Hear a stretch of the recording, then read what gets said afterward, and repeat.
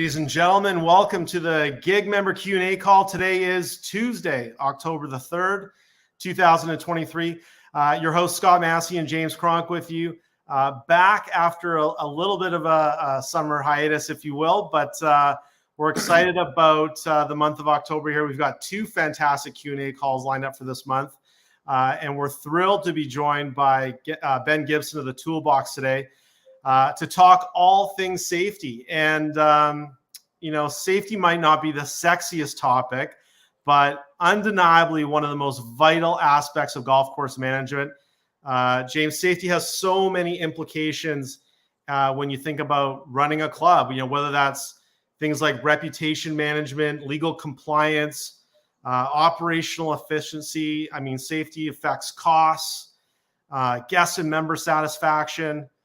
I don't know, there's insurance considerations and employee morale too, right? So there's just so many different things that safety touches on, in the day-to-day running of a club. And that's what really makes it an important topic and good that we're getting to it today. So today's gonna be all about doing more to create a stronger culture of safety at your club. And we're gonna talk about all the different ways that you can reduce the frequency and severity of accidents. And also too, today marks a really exciting day in the world of Golf Industry Guru, with the announcement of our partnership with Ben and the Toolbox team. We're going to talk lots about that today, but we're really excited to bring the Toolbox platform to North America and help our audience learn more about how that tool, the Toolbox, can benefit their operation going forward. My mom used to say, Scott, it's all fun and games until someone loses an eye. Yeah. And if you're in the club business long enough, the tragic part about that is that if you manage a club long enough, you will likely come across an incident of some kind that is whether it's a guest gets injured, a member gets injured, an employee gets injured. And then, it's at that time when you are all of a sudden realizing, what have I been doing to be compliant? What have I been doing from safety training? When's the last time my safety committee met? Where's my notes from that meeting? Where's my safety manuals? Like it's when the lawyers and the insurers and sometimes the police come knocking on the door that we are rocked back into reality of how important safety is. And what we're excited about, as you and I, Scott, know, as we talked about, is this is another platform that we feel complements our Golf Industry Guru education platform, which is technology, which is stuff you can access on your phone. So, but today we're going to talk to Ben Gibson and learn about safety. So let's bring him on board. Absolutely. Ben, welcome to the Q&A call. Hi guys, I'm only going to take a small amount of offence to you saying safety isn't sexy, right? Come on. It's the irony is it's the opposite. It's all about people. It's all about I guess the people we work with, our brothers and sons and partners, and I guess that it's a great way of kicking off a discussion for club managers, superintendents. There's not a leader in the golf industry anywhere in the world that I haven't met that hasn't unequivocally said the most important thing to them in their role is the health and well-being of their teams. 100%. 100%. And I think the real, and that's, I know you're both the same, like I am in our business. The difficulty is safety, while not, urgent, I guess is probably a way of saying it. It's not operationally urgent, whereas presenting a golf course or getting a clubhouse set up and ready for the day really is that day-to-day demand. We all know it's strategically just critical. And I think that's the real balance. And as hopefully I can share some ideas today for your viewers for some really small, easy to achieve practical steps to make some big impacts in those areas. So only a little bit offended because I often think there's two halves, to great compliance, particularly, safety in a golf club. And the first bit really is that behavioural change. How are we keeping our teams safe? James, you just made reference to, in the event of an injury, we go back and we look at things like leading minutes and we're looking for training sessions and records. But how are our behaviours getting right down the line to those younger staff members? And the second half of, our approach to compliance is being able to demonstrate that we've got all of that bundled up in a really tangible system that we can show to a regulator if we need to. So it's those two things we're trying to achieve in our leadership. And that's probably, I guess the main target for us as leaders in the golf industry. So thank you. Sorry, that was a longer introduction. No, it's great, Ben. It's great. And Ben, we connected when I was in Australia last summer and been chatting with you, and we're connected to you through our good friends, Jeff and Dave of GBAS. And we have dozens of clubs in Australia and New Zealand that are part of our gig platform. And we feel like we're adopted Aussies a little bit, Scott and I, because once a week we're probably having a conversation with someone with a different accent. You're probably saying the same thing, Ben, about our Canadian accents. But it became clear to us right away what a significant invention you've created as far as a platform for safety. And then that became evident when I was able to hear from operators and clubs in Australia and New Zealand about how robust and strong and solid your platform was, and how important it was to them, and how successful it was. And that led into some conversations that we've been having collectively over the last many months. And as Scott said in the introduction, we're excited to be partnering with you to bring the Toolbox to North America. But tell our listeners, if you don't mind, just about how the Toolbox came to be. You've written a book.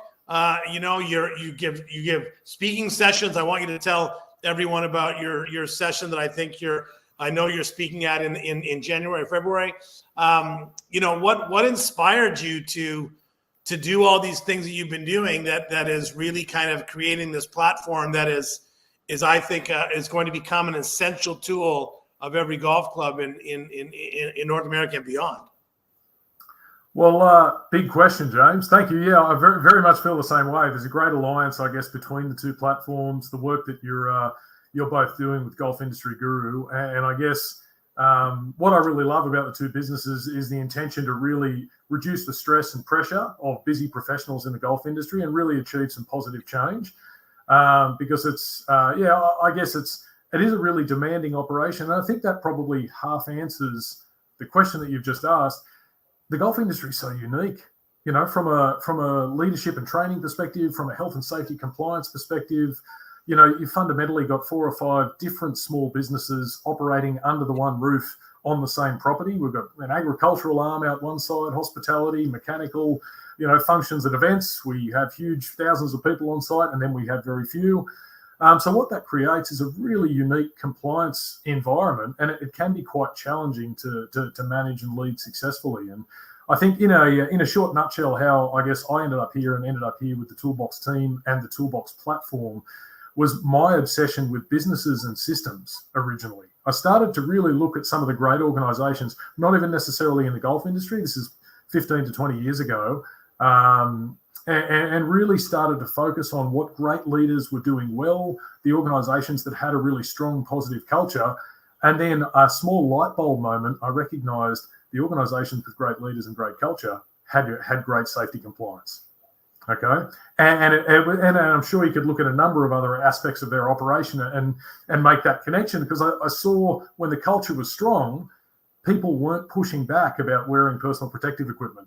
They were raising issues because they felt safe. They were communicating problems because they weren't going to be blamed or judged. And all of those tiny moments, seemingly tiny, but massive, are what contributes to a really, really strong safety culture where we're doing our best to minimize the chance of somebody hurting themselves. And also, whether it's OSHA or WorkSafe or Safe Work, depending on which country you're in, we're really doing our best to be able to show them that we have a proactive system in place. And there are lots of those little safety moments. Whereas I guess historically, 20 or 30 years ago, it really was all on the manager. We had to have a safety folder. James, you made reference to a safety manual. Where are those documents and systems? Whereas now it's really about that shared ownership and evidence of those, I guess, that it's implemented across your culture and organization. So to return back to your original question, so that obsession with systems and businesses, I was doing some consulting and ended up being exposed to the golf industry. So I'm not a former golf professional. I didn't start out at 16 in the golf industry, but what I stumbled across was an amazing industry full of passionate people that cared for their teams. They wanted the best for the organization that they were working for. They were under incredible operational demands and stress and challenges with boards, lots of complexity in there. And also they'd really been overlooked in terms of health and safety compliance support and resources. So quite often people who do what the Toolbox team and the Toolbox does, consultancies in that area really go and look at industries like mining or construction, and they run off for oil refineries because they want really big focus and there was this amazing industry where what we've been able to achieve even over the last 5 years since the Toolbox has been active and live and we've been out consulting and doing the work that we do, is some really amazing achievements specifically for the golf industry. So developing some tools and resources really designed to work at a facility which in some cases are almost 20 to 22 hour operations. If we've got the turf staff starting at 3 or 4 in the morning, right through to the clubhouse closing at midnight, all different work areas, all different work groups, but something really tailored for this industry.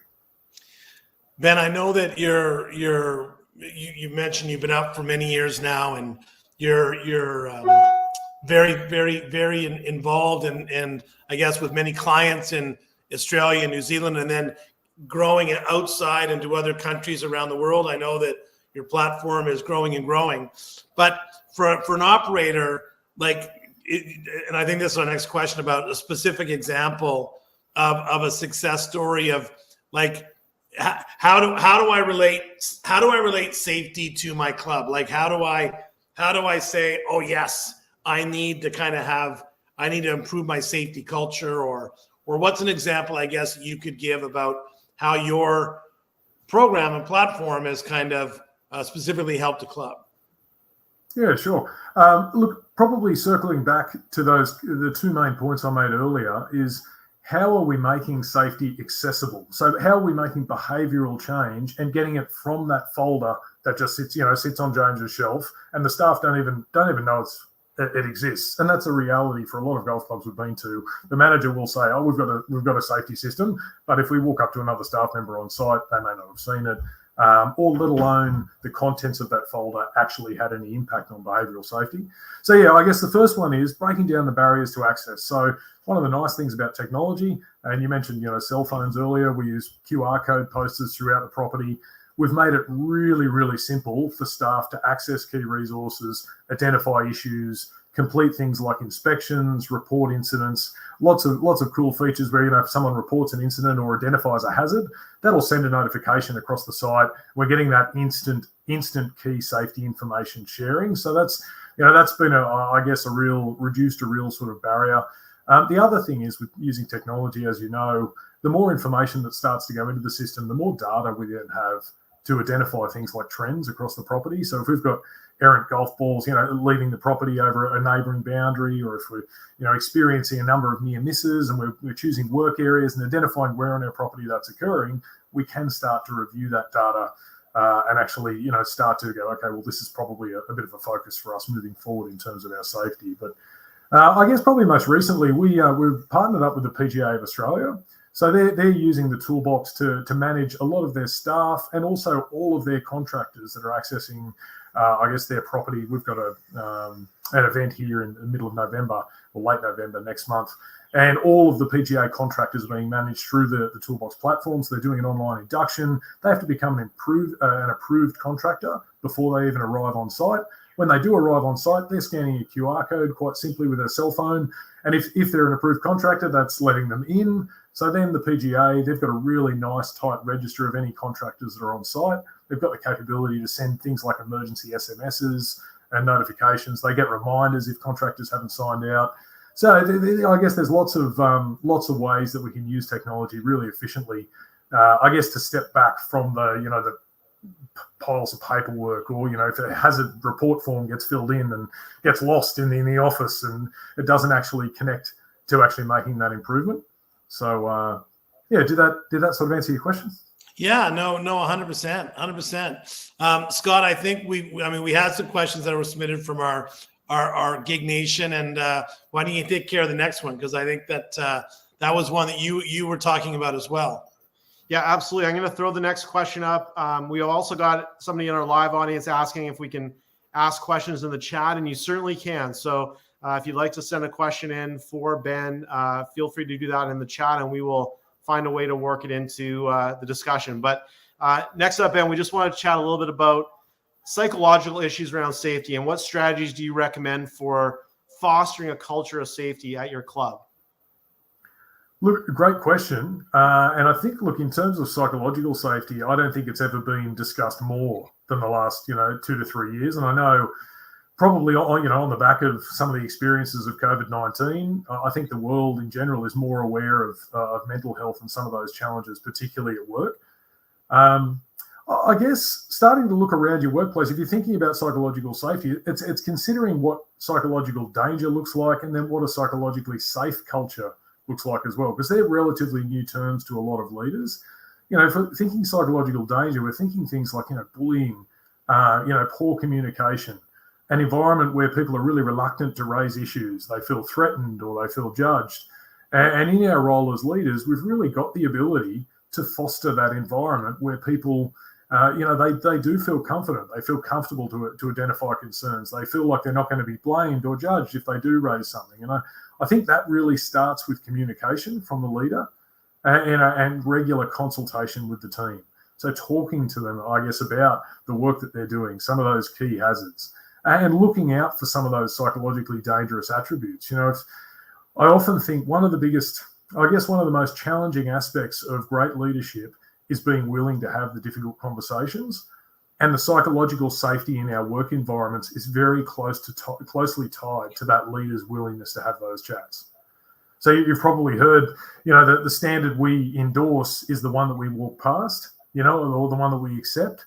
And it's really prevalent when we're talking about psychological safety, because if we hear an offhanded comment by a team member to another staff member, it might be a criticism, or it might be some judgment, or it could be some casual racism or some bullying.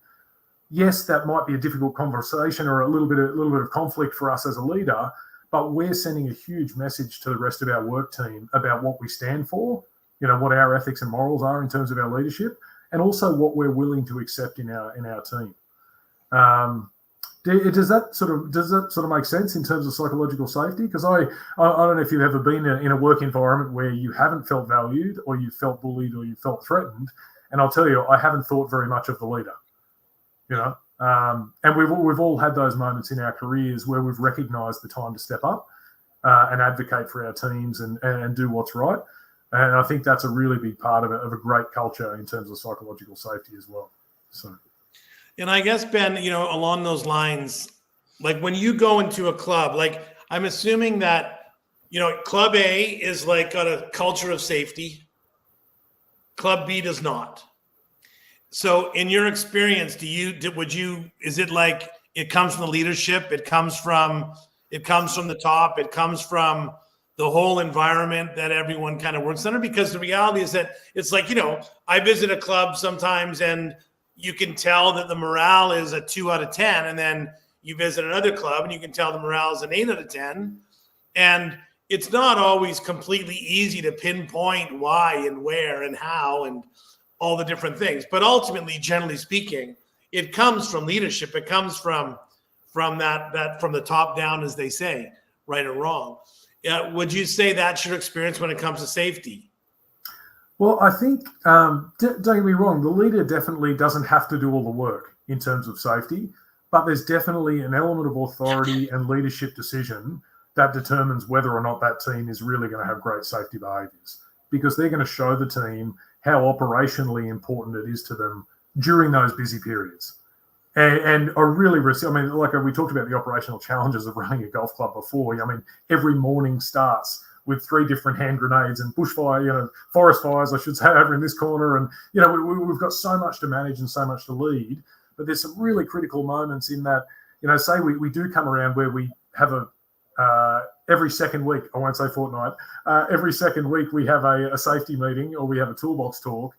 And say, for instance, that day, we have a little bit of a drama on the golf course. We're busy. We get busy. So we send out a message to our team, oh, look, we're not going to have our safety meeting today. We're a bit busy today. And then we roll it over to the following, a couple of weeks later. And then all of a sudden that day, there's 2 staff are off sick. So we don't have the safety. We're almost finding that's turning into a bit of an excuse to roll it forward. And I found from feedback from our clients, and when we implement, I guess, the toolbox or any sort of safety system on site, we really talk to the leadership. I mean, we've heard about the presidential first 100 days or first 90 days. That first couple of month period is just so critical from a cultural perspective as well, because if we come out and we say to our teams, oh, this is incredibly important, this is the most important feature of what we do, and then the first meeting or two we let slide through to the keeper because we've had a little hiccup, we know the message that's then sending to our team that this is something that we can shelve if it's a little bit inconvenient. And I'm in no way saying this is easy, because it is really, I even know in our own business, it's difficult to maintain meeting schedules and structures and really great communication. But I'd unequivocally say to a club manager or a superintendent, it's those first few months after we start that initiative or go out to our teams that are just so critical. Because if they see you, even during those times of duress, say, you know what, we don't have the full 45 minutes today. We've only got 15 minutes. We're still going to stick to it. We're going to have a brief chat. Does anyone have any concerns? And you maintain the structure. They're the little moments that'll continue to develop that culture, which is then if we're away from work or the leader's away from work, the meeting still happens and the culture continues. And we've sort of, the snowball is now rolling down the hill. And we have that, I guess, that threaded into the DNA of the club.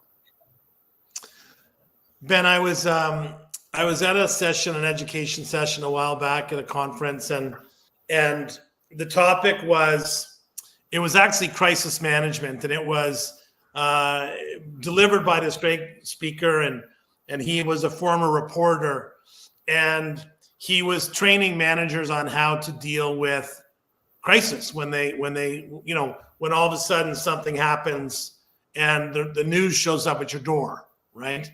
And like how to answer and how not to answer. What was interesting about his session was that he showed headlines of incidents that had happened in golf clubs around North America. Okay, like so it's like slide after slide after slide. It's like mower drives into car. It's like employee falls into the lake. It's like lightning strike.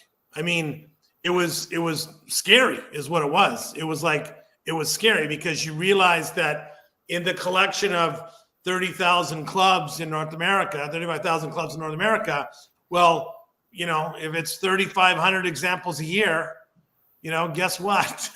The odds are stacked against you at some point. So that leads into my question, which is, which is the next question, I think, which is,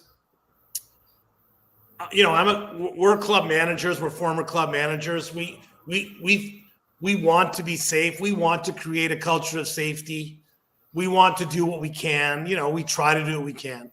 But in your experience of going into clubs, and I've had this conversation with other safety people as well, what do you think most managers, just forget about or they're not aware of or they don't think of, when it comes to, or even club owners, when it comes to risk and liability? Like where are the gaps? Where are the misses do you think happens?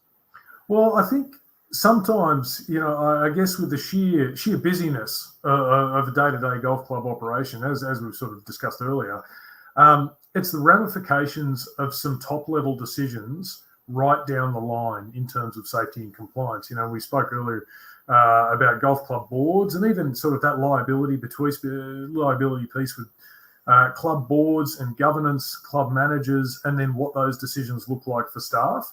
And I think that's often an eye-opener for many club managers or golf club board members about if we are making decisions at that level that very clearly impact the health, safety and well-being of all of the staff in our organisation, they're the types of decisions that are scrutinised if there is a major injury or fatality, very closely reviewed by the regulator in any investigation like that. And I think, look, bigger picture in terms of club managers, thinking about our day-to-day operations, how are the choices we're making, how are they impacting that team member right down the line? So that could be an apprentice staff member, in the greens operation. It could be, a young coffee barista in the clubhouse. How are the choices we're making positively impacting that person's work environment? And we need to make sure we find that balance in club management of what's called reasonably practicable. Okay, so we don't need to wrap everybody in cotton wool and stop using a coffee machine and never deep fries, French fries, that sort of thing. But the regulator really expects us to be aware of those hazards, identify them, and be able to show that we've implemented risk controls to mitigate the risk for that team member right down the line. So the challenge for club managers is they may not see some hospitality staff that may only work weekends. There may not even be an overlap, and that's some of that, I guess, complexity to manage in a club environment from a compliance perspective, because we need means of being able to share information, sometimes other than face-to-face meetings, because it's not always practicable to get everybody together in the one place. So I guess in terms of a club manager, thinking about risk and liability, it's can they really look at the club and say, we've made a really valid investment of time, investment of resources. We've got evidence of things like, safety meetings like we talked about before. We're documenting our hazards, we're reporting incidents, we're making improvements after we experience incidents. If you can really comfortably sort of look across your operations and I guess feel at peace, they're probably some of the moments that you'd want to consider. Yeah, no, that's excellent, right, Scott? I mean, that's kind of the stuff that we hear. Yeah, I mean, I just think that's such a good point at the end there, right? If you looked at all those aspects of your business and you can sleep at night, then you're probably in a pretty good place. But I think the reality is, if we're being honest with ourselves, most operators, if they were really to start to scrutinize what they're doing, they probably wouldn't feel great. They probably feel like there's some gaps. I'd have to think. Look, I was going to mention, Scott, too, we've got a really simple safety culture scorecard that any of your viewers can actually complete digitally. Yes. It's free, costs nothing, it's 25 questions, takes probably under about 5 minutes. But it's broken up really clearly into about 5 key areas of safety compliance. There's no obligation or anything like that, but it'll just give a little bit of a snapshot as to where you may be in terms of behavioural change or evidence of compliance management systems. So we can share that link and I guess attach it to the recording from today as well. Yeah, great idea. It's a great tool, and definitely it's a great idea to include it. So we'll definitely do that. We'll get it into the show notes, if you will, so people can take advantage of it. Which leads probably to our next question, Scott, because the whole safety scorecard is like a great example of a best practice, right? I mean, that doing a safety scorecard of your facility or of your department or of your business is obviously a great start. I mean, Ben, when you kind of travel around and talk to people and understand what's going on, both from a technology standpoint, I mean, obviously Toolbox is a best practice and in compliance and safety, but what do you see are some of the other kind of key trends and best practices? Yeah, look, as you mentioned, being able to start to use technology really efficiently in health and safety compliance is making really significant gains in terms of awareness, I guess taking the guesswork out of it as well. But also, and in conjunction with that, is a really strong focus on good consultation. So with team members across the club. And we're about to announce our 81st golf club this morning, which you guys are both aware of, Cabo, Cape Breton, which is very exciting. But across every one of those clubs, consultation is a key part of their safety strategy. So when I say consultation, we all know what two-way communication is. So if we go back 30 or 40 years, we might have had lots of one-way communication, do as I say. Whereas consultation really involves us as leaders asking and genuinely listening to our teams about what their concerns are in terms of health and safety compliance. And look, to be frank, these are the staff that are doing the job, okay? And the regulators really recognise this, that it's no longer just up to the club manager to say what is safe and what they think the green staff should be doing. We want some evidence of them contributing to our safety management and our safety compliance strategy. And I guess you're probably picking up from me all the way through that safety compliance and safety culture is so heavily threaded into great leadership, great communication, and great culture across the board. And this is the exciting bit. Historically, Safety may have been deemed non-sexy. Like I said, I'm going to hold that against you guys a little bit. But the really obvious part of it is it's just part of a great leadership strategy. And great safety equals performance. People used to think, oh, we've got to slow down and stop so that we can do safety, and we've got to do 4 hours of risk assessment. And how is this actually helping us? But great safety, particularly psychological safety, it's got people feeling more confident. They're communicating better as a team. There's systems that can share information really quickly. And every one of the clients we work with, this journey has maybe started with a safety need, but it's continued on to a quality assurance, information management system. And I think I previously, a few weeks ago when we had a bit of a chat, we talked about most of our clubs are using aspects of the toolbox for setting up for a function at the golf club. So they might be using the inspection tool or the notification tool, or they're capturing data around operational requirements, not just compliance requirements. So quite often I see that beginning with us is almost a systems beginning, if that makes sense. So we're really putting this framework in place, whether that be safety, environment, culture, quality, lots and lots of benefits other than just, I guess, trying to tick a safety box. Sorry, bit of a long answer there, but a good one, I think. No. That's. I mean, it's true. Like when you talk about leading clubs that are implementing best practices or improving their operation. I mean, I think that's what people want to know is what's in it for me, right? If I'm a golf course owner, if I'm a club manager, and whether it's this safety platform or any other safety platform or any other kind of it's just like golf industry recruiter. We don't care how your staff get trained, just that your staff get trained. Where they get it is great. It doesn't matter. Absolutely. It's just about understanding the importance of training or understanding the importance of safety. Yeah, that's right. What the next question talks about, cost, because we've had Scott and I have had conversations in Canada about, from insurance companies that would literally look at reducing premiums, even if you have a robust safety program in place. But how does the safety program reduce costs to a club owner operator? And if so, how does that happen? Like if you invest in safety, because there's got to be some investment. Yep. What's the ROI on that?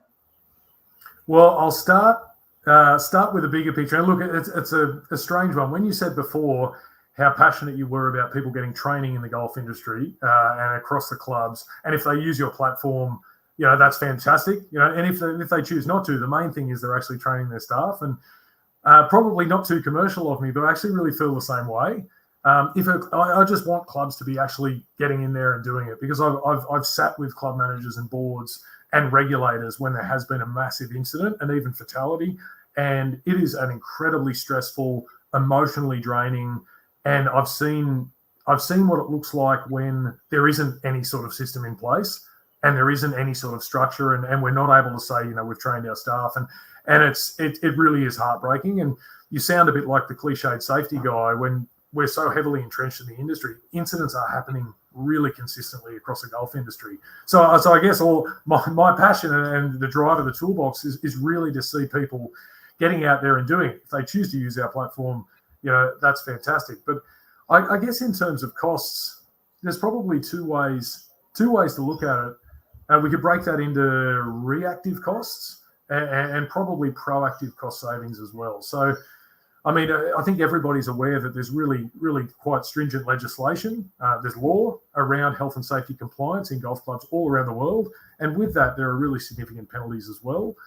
But I do know in North America, the average cost of a worker's insurance following an injury claim, the median cost is around $41,000.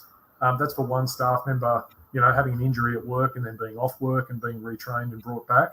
And even I know in terms of liability for golf clubs as well, in terms of personal injury, that average claim's around $31,000. I think that's for one person on your property, having an accident, hurting themselves, and unfortunately approaching the club. So so there's some real reactive savings if we do let incidents happen and let people hurt themselves and don't really have a plan of attack. And I mean, obviously those numbers too, they're being a median. I mean, many of those claims are six-figure and even seven-figure claims if they're significant enough. But what I really prefer to talk about is look at those proactive opportunities. And this ties into that cultural comment that I made a little bit earlier around I can unequivocally say we've never seen a client implement a safety system via the Toolbox team and the Toolbox platform and not have operational efficiency increases. Okay, whether that's through just starting to meet consistently once a week, or most of our clients use our hazard register to identify issues around the golf club and around the golf course as well from an operational effectiveness. The increased communication, and again, to tie that back to psychological safety, so staff are coming into work and they feel motivated to be there because they can feel that respect from their leaders, they can feel the support from their colleagues.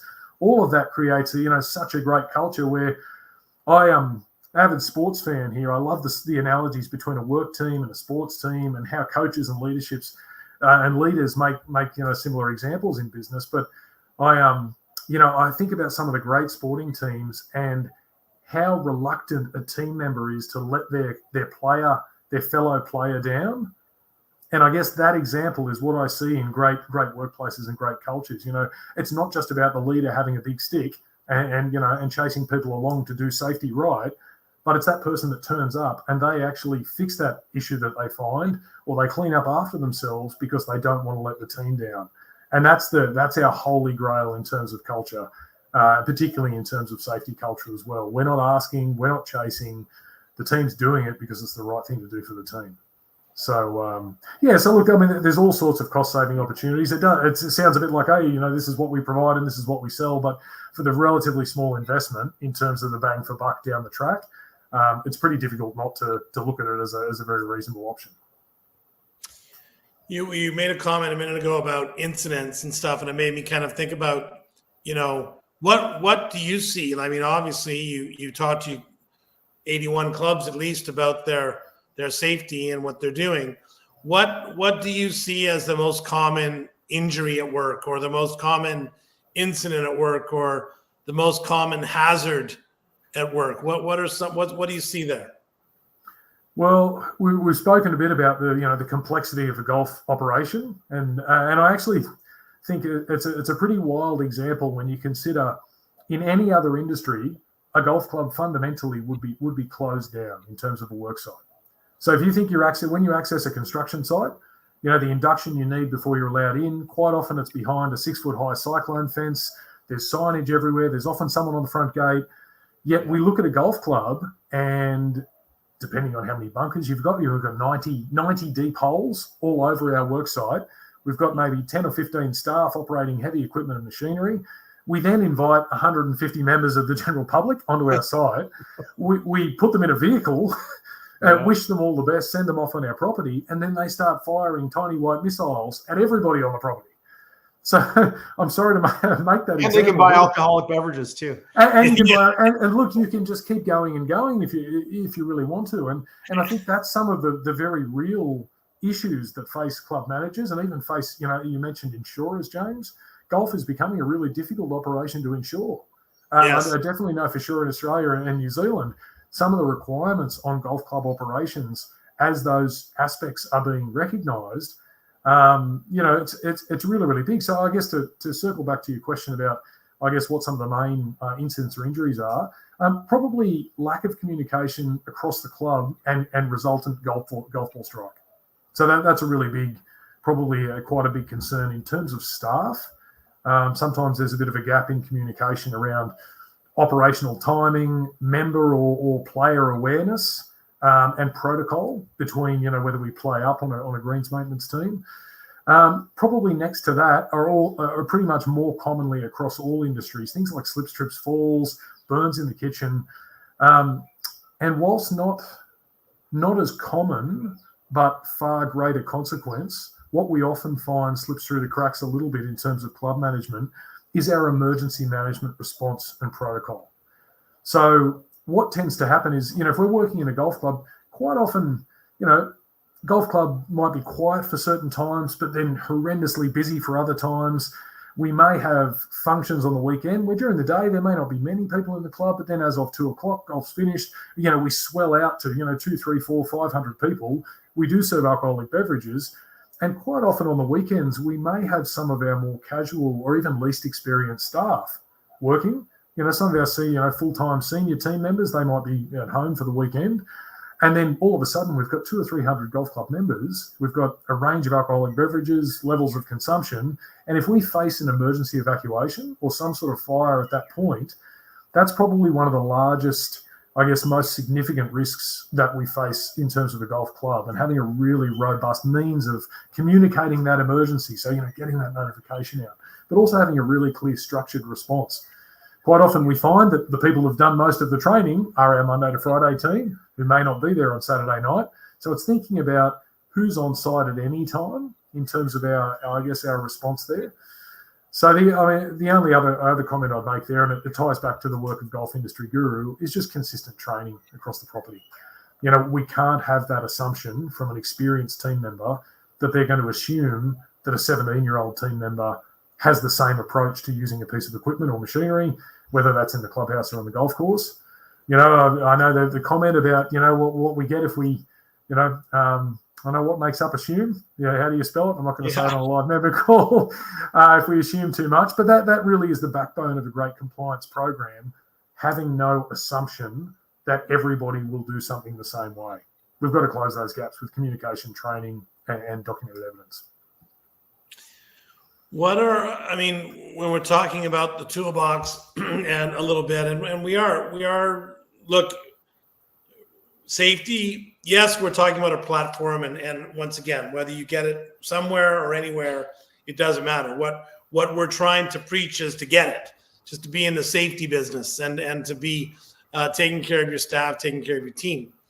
What are some of the technology elements of your platform that helps a club deal with these challenges and deal with this kind of compliance and training? You talk about QR codes.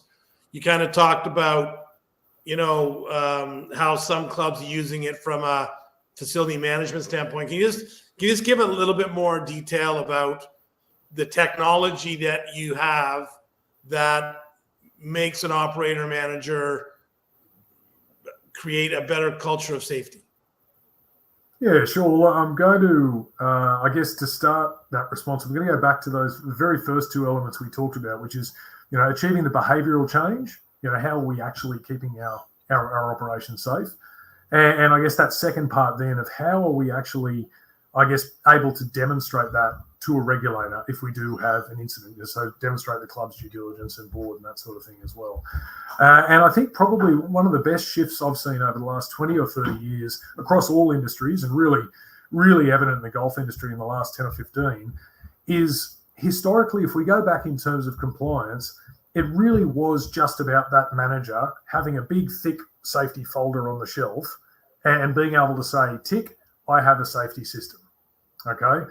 But in the last decade, last 10 or 15 years in the golf industry, there's been a real shift in practicality from a regulatory perspective. So a regulator now, if they're coming in to investigate an incident or injury, they're very much going to speak to you as a club manager or as a golf course superintendent, but they're really avidly going to talk to everybody in your team. Okay, so please don't be intimidated by this. This is actually a really good thing, okay, because it's a reflection of what they're looking for in terms of safety compliance.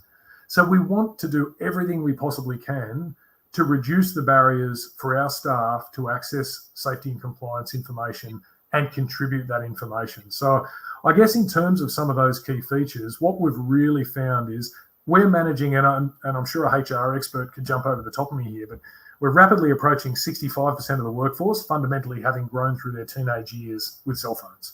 Okay, and it's been a really interesting shift to watch because I think we all spent 5 or 10 years telling all our staff to get off their phones. And I'm sure many clubs possibly still do have, mobile phone policies, and there's ways to, use the toolbox using different devices at different times.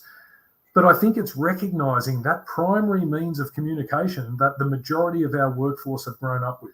Okay, and as leaders, it would be a little bit outside the box. It'd be a bit crazy on our part to really go, well, I don't care. We're not going to communicate with them using the means that they're really comfortable and familiar with. And look, I can only, like I said, go by the 80 and soon to be 81 clubs that we've rolled this platform out with. as soon as we start to use different language and timing and communication tools and, even chat messenger groups in work groups and teams, we're breaking down those communication barriers. So I guess that's probably been a really big focus that's let a lot of staff feel more comfortable. They're all quite familiar with cell phones and tools and using web apps and all sorts of things like that. So that's been a really, really big improvement. And I guess, James, was there another part to that? I guess to that question. The one other element that I think is so critical about the toolbox is the signature. Yes. Sorry. Thank you. Yeah. It's because that to me is the bit of the game changer about one of the challenges that we have when it comes to training. It's that ability to say, I agree that I have been shown how to use a knife properly.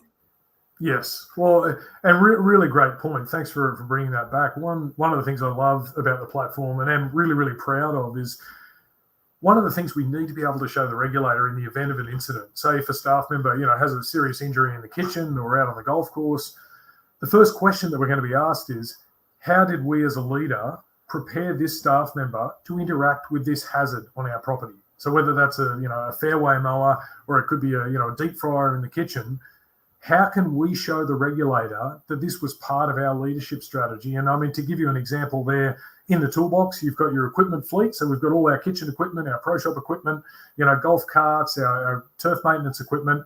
And quite simply as a leader, we can click on that piece of equipment, physically go out with our team member for 15 or 20 minutes, train them in how to use it, give them a demonstration, ask them questions, and we can document that via the app.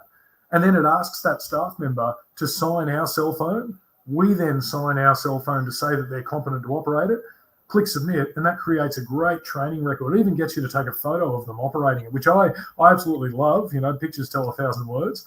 Just such great validation. And that record goes against the piece of equipment and also goes against the employee profile as well. So at any point, if we need to jump in and see who's trained on which piece of equipment, which staff member's current or expired, there's a really simple way of managing those features. And what we're finding is that it's making that induction process so much quicker, more efficient. And again, just you can access information digitally, which is really tight. Yeah. Yeah, no, that's awesome. As I said, Scott and I have been very impressed and so have people that have seen it. So it's, as I said, Ben, I think you've invented a great widget that is helping clubs helping them become safe easier.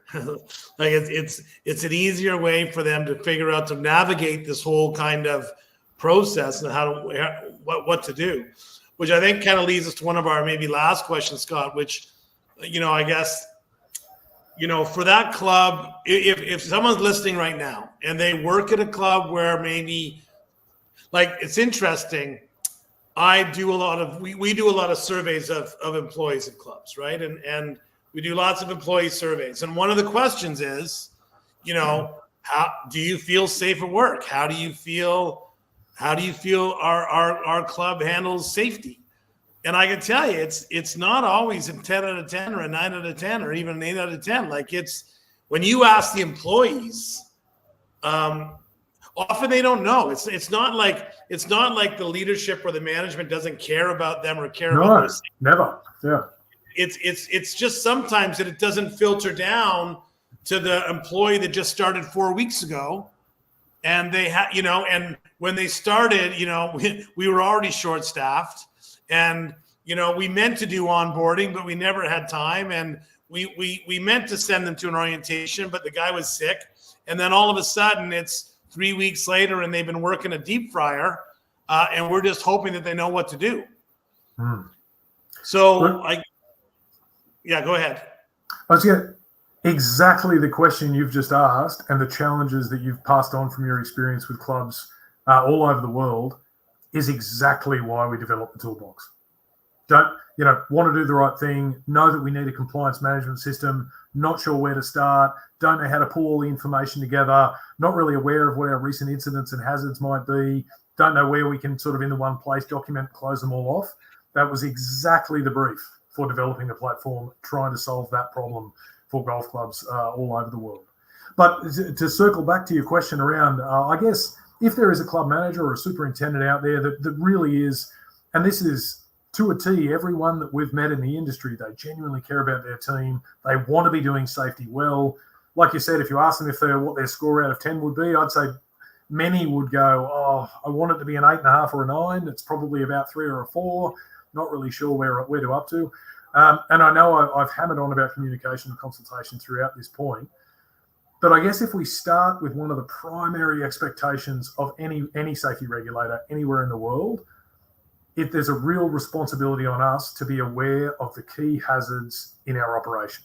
So if we're employing somebody, bringing them into our golf club and then pushing them out to interact with tools, it's expected of us legally that we know what those tools, that equipment, those hazards are, and that we've put those risk controls in place. So for someone, and I'm not necessarily, it doesn't have to be the toolbox, but if someone just wants to start, I would call it a meeting, with as many of my team members, senior team members, or broken up into safety teams, so smaller groups within the work environment, then report to a safety leader. And I would start a conversation around what the key hazards are in their work environment.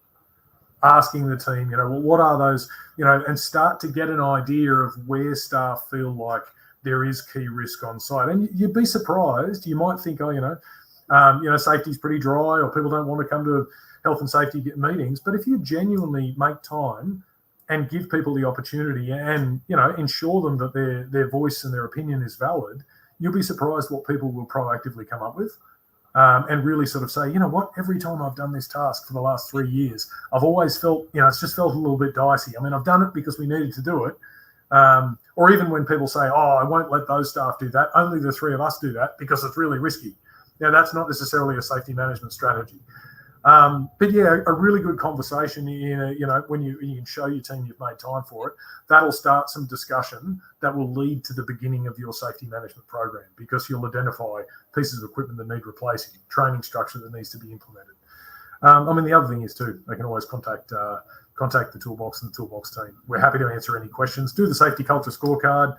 You'll definitely get some ideas in there. If you feel like you're at a 3 or 4 at the moment, there'll be some suggestions around what you could focus on as well. And we're always happy to, make suggestions, offer some advice and assistance. It's not necessarily always about selling the product and the platform as well, because I do really genuinely, and that's everyone across our team. I mean, you both as well. We just want to see really positive change in a fantastic industry full of great people that are subject to a lot of really complex challenges. And if we can be part of that solution, that it sounds a little cliche, but we do get fairly consistent messages from clients. You've made an impact here. We've got staff performing better than they have before. We're experiencing a lot, lower levels of conflict because of some of the safety conversations we're having, and that really means the world to our team and our business. So please, anybody, happy to have a chat if need be. Well, I think that's awesome, man, and obviously we're passionate about it. I think Scott, we probably answered the last question. I think that's on the list, right? But Ben, we had an announcement, I think we have an announcement coming up, but signed our first official golf course in Canada with Cabot, and you've been talking with the director of agronomy there for quite some time, and he's been kind enough to give us a little quote, because we've got lots of quotes from clubs around the world that have talked about the benefits of the Toolbox for their facility, and we're certainly excited to have such a leader in the golf industry in North America with Cabot as our very first Toolbox client, and I know, Ben, part of that process is creating that North American database of equipment and chemicals and all the material that goes into the platform so that the system can work properly. But you must be as excited as we are about bringing the Toolbox to North America. Well, look, it's a real, it's a moment for all of us as a team and as a business, and real validation for the solution that we've created, based on industry feedback, based on the impact of our clients. And I mean, the relationship with Lee and Natalie. Natalie's the director of people and culture for Cabo as well. And I think our first meeting with Lee, he was so excited at seeing the toolbox that he insisted we have another one and pulled a range of leaders from across the entire Cabo family, which is fantastic.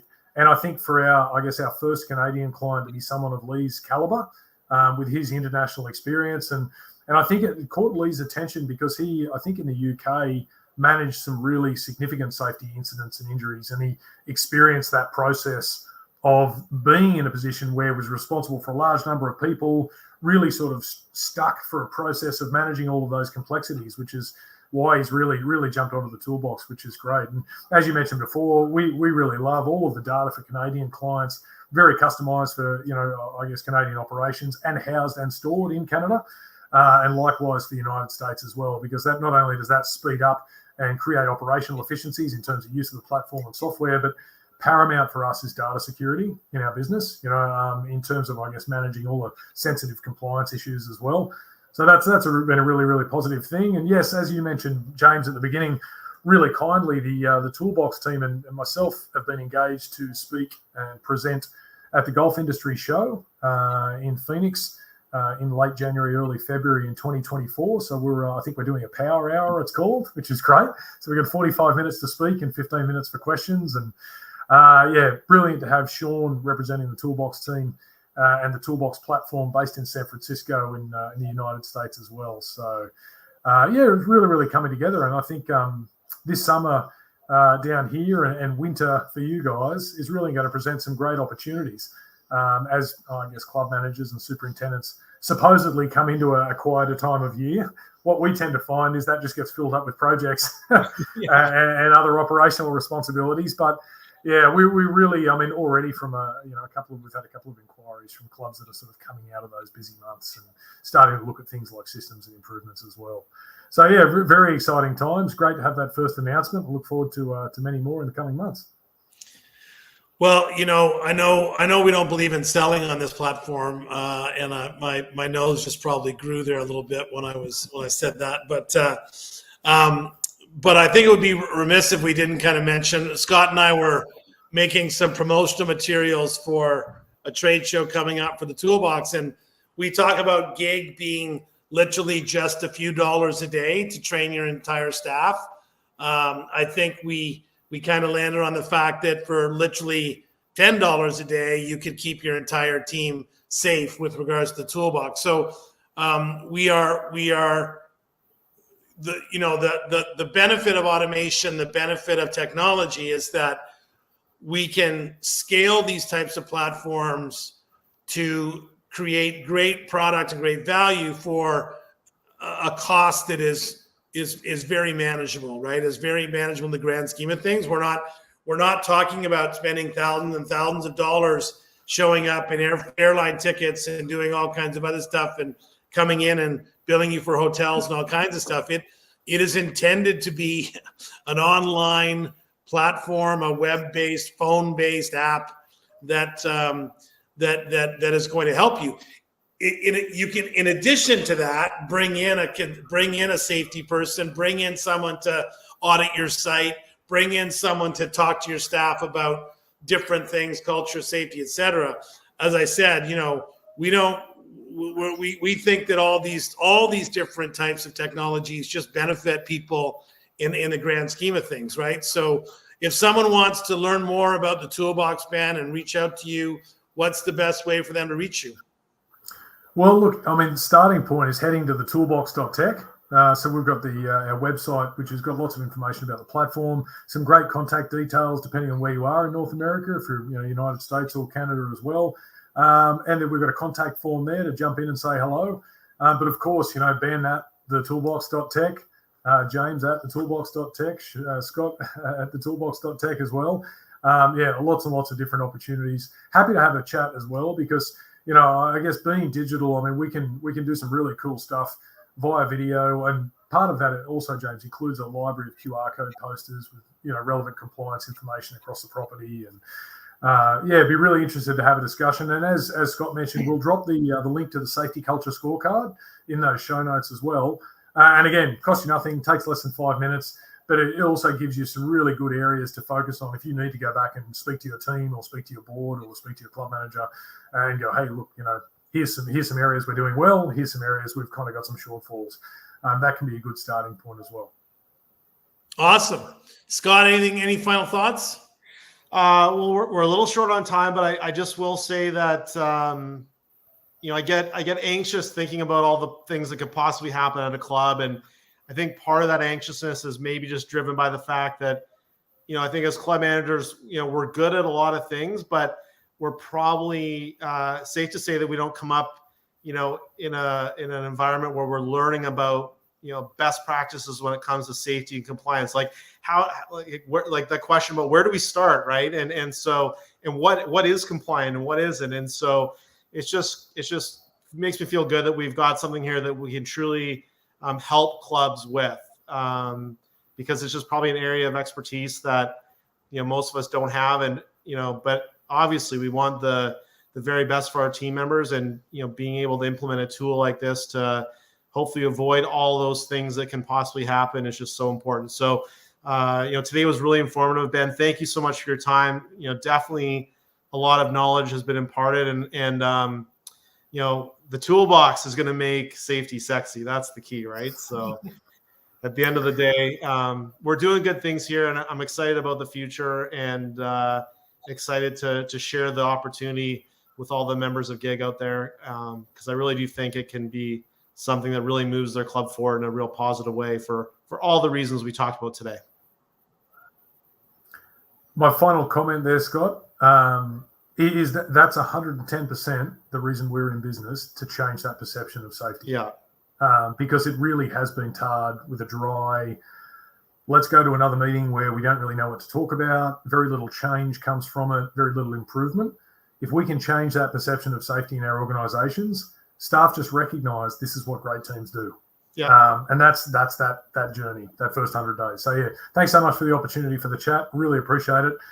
Great to dive a little bit deeper. And, yeah, happy to answer any questions or have a conversation with, with anyone around how to start the compliance strategy at their club, because it can be really intimidating. Where do I start? The main thing is just start. Totally. Scott, as always, a pleasure. Ben, thank you so much. Gig Nation, thank you for tuning in. Thank you for listening, whether you were here live today or whether you're watching this recording. Obviously, Scott and I are here to talk to you more about safety and culture, and to provide you some guidance on getting involved in the toolbox or anything else that's going to help your club be safe. And Ben, we look forward to doing this again, seeing you soon. And until next time, we'll see you on the inside. Appreciate it. Thank you, James. Thank you, Scott. Thanks, Ben.